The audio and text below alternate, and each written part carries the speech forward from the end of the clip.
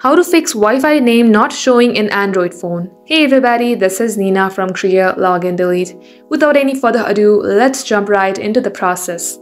Open up your device's settings. Here, tap on Connections.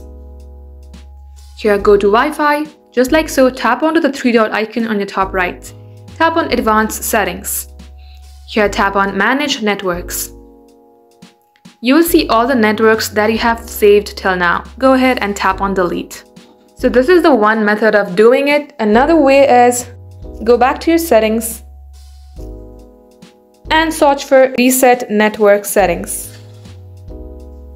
And here tap on Reset Network Settings are the second option. Tap on Reset Settings.